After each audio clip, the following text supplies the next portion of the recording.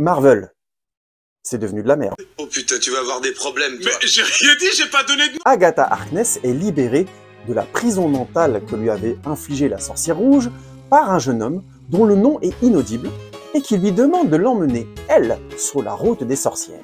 Route qui permet à ceux qui arrivent à traverser toutes ces épreuves d'avoir un souhait exaucé. C'est plutôt culotté de prendre comme personnage principal un personnage secondaire. Habile. Sans blague, l'argument numéro 1 de la série Agatha All Along, c'est Catherine Hahn, qui arrive parfaitement à incarner le côté caricatural du personnage principal, tout en nous donnant à croire son côté manipulateur et sans scrupules, et en arrivant dans le même temps à nous faire complètement croire au moment d'émotion du personnage. Bref, on est dans le cas typique de l'actrice qui vampirise littéralement le personnage.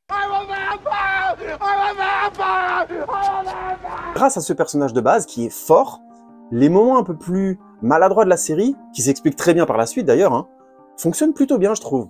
Notamment les moments chantés, qui sont un peu naïfs, un peu creux, qui font un peu bébé quoi. Et ben l'actrice et sa capacité à être et caricaturale et touchante réussit à faire retrouver ces moments le bon dosage, et on arrive à être assez patient pour arriver à une conclusion et à des résolutions de ces passages lourdingues tout à fait logiques et intelligentes. Oui, oh oui, tu la sens ma grosse intelligence. Tiens. En résumé, Agatha All Along impressionne vraiment par sa cohérence globale. C'est très solide. Wow. C'est un hommage que je trouve franchement réussi à l'imagerie de la sorcière dans la culture populaire. Alors vous énervez pas, je connais vraiment mal le sujet des sorcières, mais je trouve qu'il y a une utilisation de l'image populaire de la sorcière qui trouve plutôt bien son équilibre. Vous avez des films comme Dangereuse Alliance qui vont croiser des vieilles séries comme Ma sorcière bien-aimée, ce qui fait lien d'ailleurs avec Vendavision de manière tout à fait logique et cohérente, ou alors carrément l'histoire des sorcières de Salem. Bref, des histoires de femmes violentées ou fortes, et toute l'imagerie de la sorcière a beaucoup tourné autour de ces thématiques. Enfin, je trouve. Aujourd'hui, on va parler de mansplaining. Chaque épisode, comme sa série mère Vendavision, est porté par une interprétation d'un pouvoir des sorcières.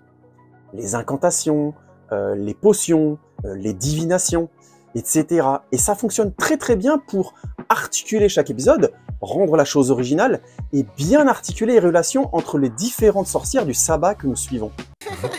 On est trop sœurs.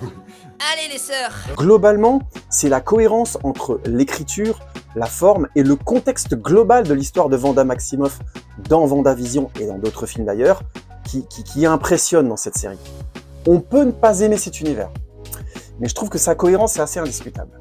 Surtout quand tu prends au milieu Doctor Strange in the Multiverse of Madness, qui lui aussi fait partie du Vendavision univers. Bref, le Vanda Cinematic Universe, c'est très bon. And I killed Sparky too.